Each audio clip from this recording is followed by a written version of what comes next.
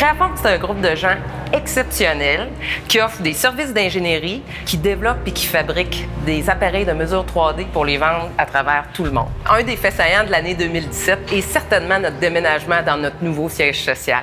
En plus de ça, on a dépassé nos prévisions de croissance et on a lancé toute une plateforme technologique. On est aussi très fiers d'avoir gagné plein de prix, dont le Red Dot Award, un prix de design industriel international très prestigieux. On génère plus de 100 millions de dollars de chiffre d'affaires hors Canada. On vend dans plus de 85 pays. On retrouve nos technologies chez les plus grands manufacturiers automobiles et aéronautiques, tels que Toyota, BMW, Airbus et plein d'autres. En plus des 150 employés qu'on a à travers le monde, Créaform emploie 400 personnes dans la région de Québec. Notre siège social est situé ici à Lévis, ainsi que notre centre d'innovation et l'usine de fabrication. On investit 1,7 million de dollars dans une chaire de recherche en numérisation 3D à l'Université Laval. Et on prévoit l'ouverture de 150 nouveaux postes dans les 5 prochaines années. Endosotic, c'est une entreprise qui travaille dans le domaine de la santé, qui applique ces nouveaux traitements à travers le monde. Auparavant, le seul traitement disponible était les estrogènes, avec le risque d'effets secondaires que l'on connaît maintenant, alors qu'Intrarosa n'en a pas. C'est une percée dans le domaine scientifique. Tous savent maintenant que cette nouvelle connaissance vient de Québec. On a été nominé pour le prix Galien US, qui est un prix très, très prestigieux. On a reçu le prix de l'ADRIC également. Au cours de la dernière année, l'événement le plus important est l'acceptation par la FDA américaine. Évidemment, c'est la référence de base à travers le monde.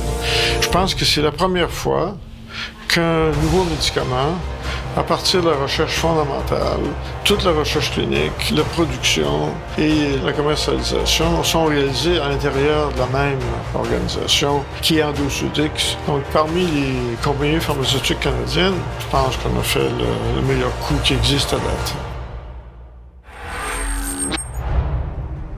Lucky Box Design, dans le fond, c'est de l'architecture mobile.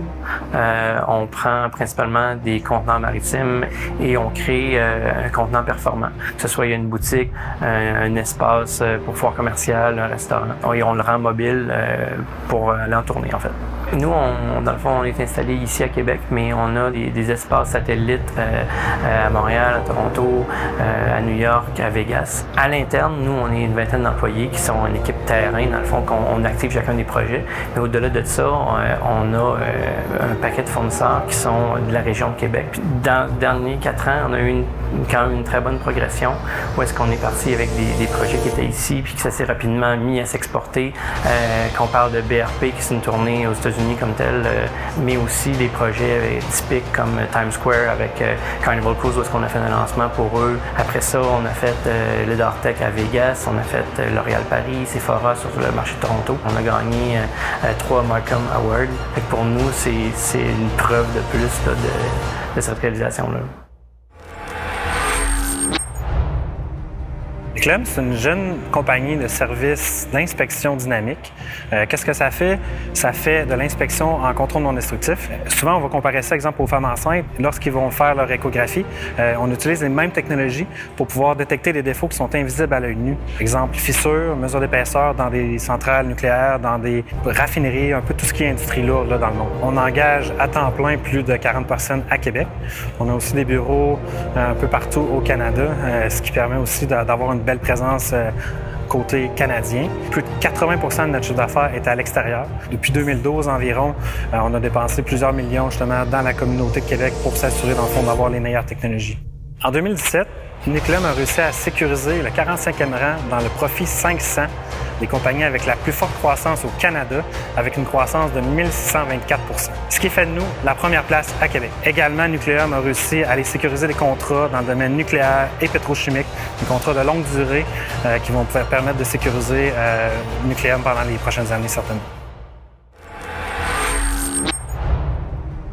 OVA, c'est une entreprise au Québec d'une 12aine d'employés. On est des experts en réalité virtuelle, augmentée puis mixte. Puis on crée une plateforme de création de contenu pour les non-programmeurs. Aussi, on fournit les outils aux entreprises pour pouvoir créer en immersion. Dans la dernière année, notre président a gagné le concours de pitch au Young Entrepreneur Awards à Beijing à la fin de l'année 2016. Il a devancé les gradués de Stanford, de Harvard, etc. pour être le grand gagnant de cette compétition-là qui regroupait tous les pays du G20. OVA rayonne à l'international avec ses partnerships un peu partout dans le monde. On fait partie de l'accélérateur Vivex de la compagnie HTC qui est située en Chine. On travaille aussi avec des centres de recherche dans la région comme l'UMRSU qui nous permet d'avoir une technologie de pointe dans certains projets immersifs. En mai, s'est conclu un projet avec la Ville de Québec de vitrine technologique qui utilisait les technologies immersives pour donner des outils aux intervenants de première ligne afin de gérer efficacement des crises d'urgence en sécurité civile. Ce projet-là nous a d'ailleurs valu une médaille dans la catégorie Advanced Learning Technologies du prestigieux groupe Brandon Hall. Le chocolat, c'est un médium qui est très intéressant pour des gens créatifs comme nous, autant au niveau de la matière que du packaging, donc du marketing. Théo Broma, pour la région de Québec, a apporté une trentaine d'emplois. On travaille avec des fournisseurs, beaucoup de fournisseurs du Québec aussi. C'est 70 % de nos activités qui sont à l'extérieur du Québec. On a 50 % de notre production qui s'en va aux États-Unis, puis un petit pourcentage qui s'en va en Europe. Et ça, c'est juste un début de notre plan d'internationalisation.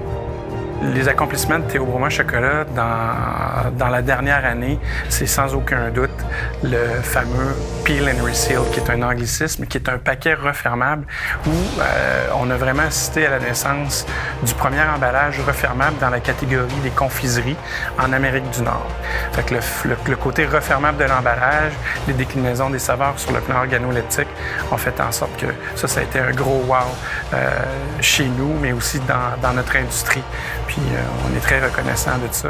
La Chambre de commerce et d'industrie de Québec est fière de vous présenter les finalistes du prix Rayonnement hors Québec 2018, parrainé par le secrétariat à la capitale nationale.